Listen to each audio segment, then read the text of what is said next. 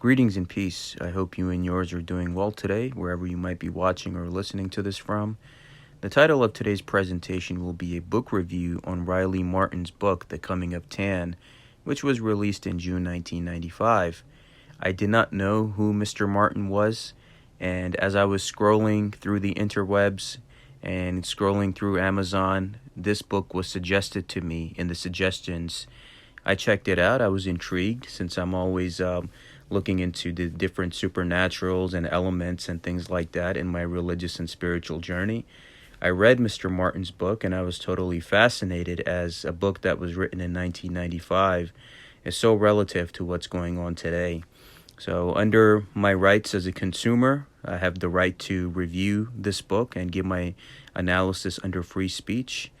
I have noticed when I researched Mr. Riley Martin that a lot of his stuff has been scrubbed from the internet, and also his website where you get the book is down, so the only way you can get this book, like how I got it, was on Amazon. But the book in its current format, since it's hard to find, is expensive. And also you can there's a internet source called Internet Archive where you can legally borrow the book. It allows you to borrow it up to an hour. So you can make a username and password, and I'll put the links in the description below.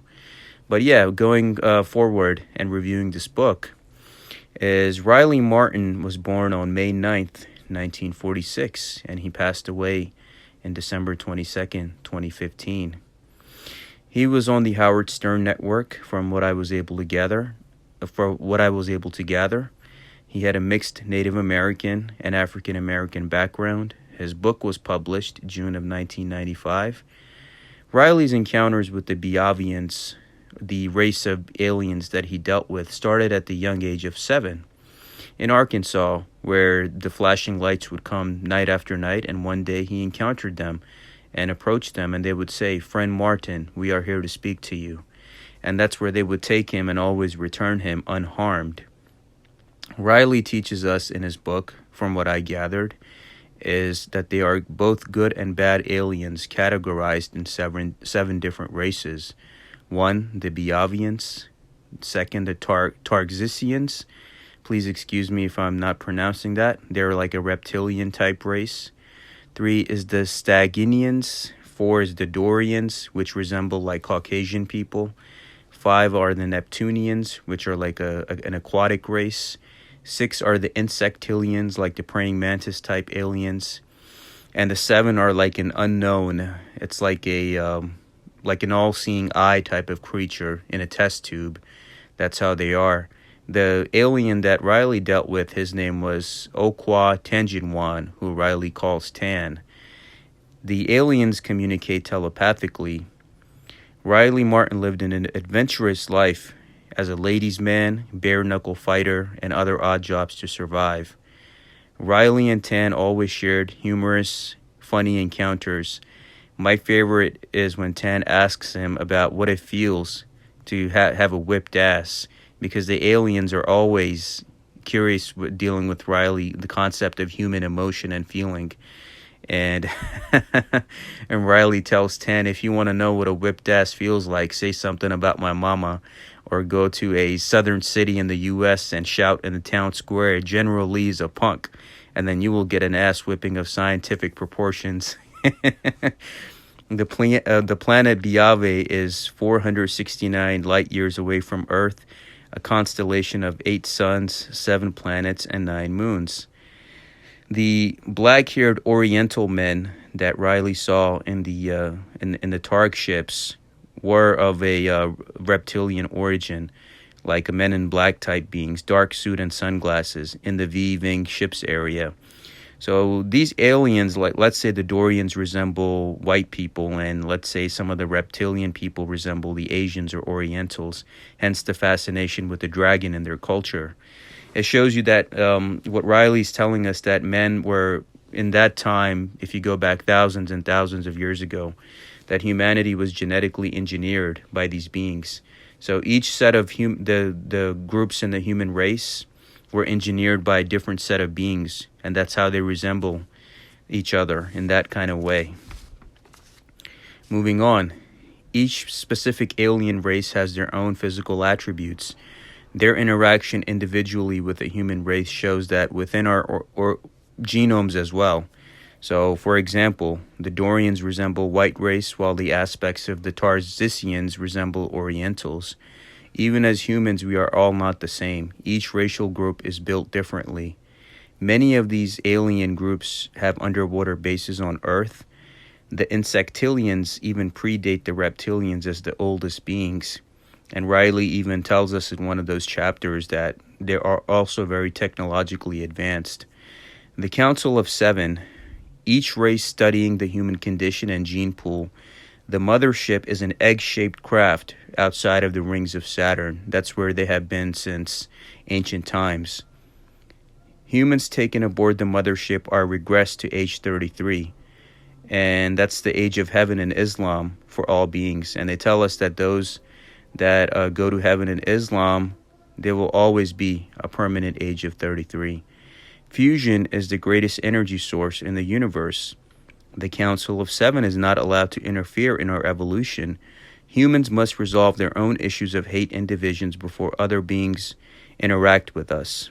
Even the aliens are searching for answers about life after death. They don't know what happens, according to what Riley tells in the book. Tan says, quote, God is the light force of all the thousands of galaxies that exist. Even the Biavians were limited to accessing certain places. And in Islam and Sufism, we are taught that Allah, the all-seeing creator, is the light of the heavens and the earth. So there are similar circumstances that other beings share as well on the concept of what is God.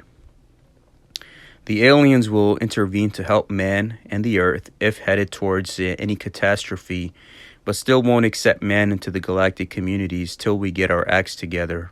Humans are settled in many different parts of the galaxies. Ones on the Biave planet live for thousands of years. Our purpose is to be good to ourselves and others. Like I always tell you, off-world beings have intermingled with man since the beginning, such as it's described in the book of Enoch, and the concept of the Nephilim mating with the fair daughters of men, and then the men became the men of renown. They are hybrid bloodlines in humanity, and still millions of people possess this genetic alien DNA, like how Assassin's Creed calls the people with the Isu blood in their system, which have been pharaohs, kings, queens, seers, etc. The Council of Seven protects Earth from other dangers and malevolent races. Religious scriptures which describe angels, Elohim, etc. are describing all these beings which have been interacting with man since day one. The aliens do not appear en masse to the public or interfere in man's evolution, but help and interfere in subtle ways. The concept of Sodom and Gomorrah were nuked by the Elohim or these alien races due to corruption, such as we're seeing now, a world and society and countries corrupted beyond repair in the current age of chaos. The same corruption now affects humanity. A lot of the prophets and messengers come from the Elohim lineage, and how Assassin's Creed even tells you about the Isu bloodline and how humans were genetically engineered, and many people possess those abilities within the bloodlines. Riley always had human encounters with the space beaver named Question, and they always had funny encounters since Question was the only one who could talk, and then the rest of the beings he had to interact with them on the basis of telepathy.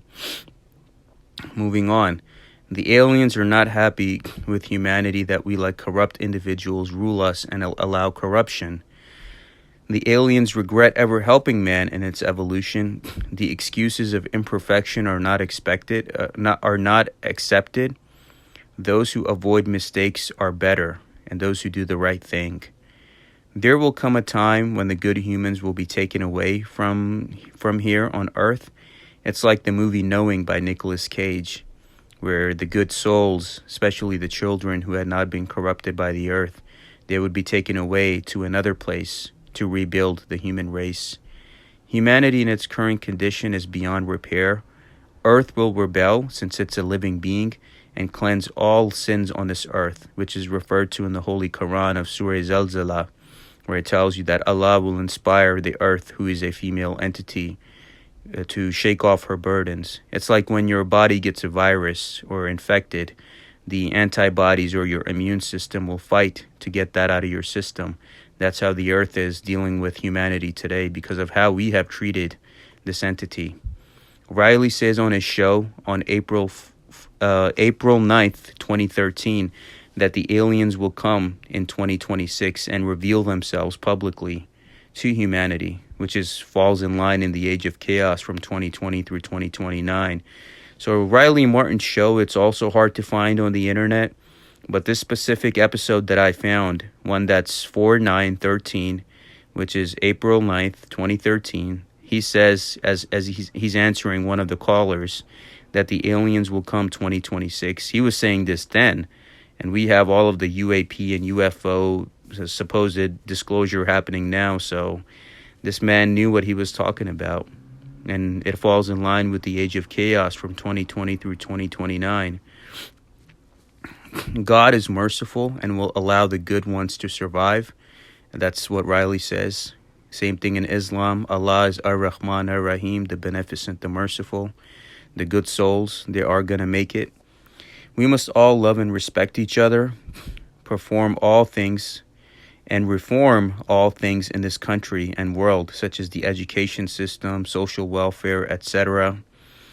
And Riley Martin is he was an old soul, from what I was able to gather from him, coming from a family of Native American and African American sharecroppers, how his life was the way that it was, and he was able to gather the knowledge and information.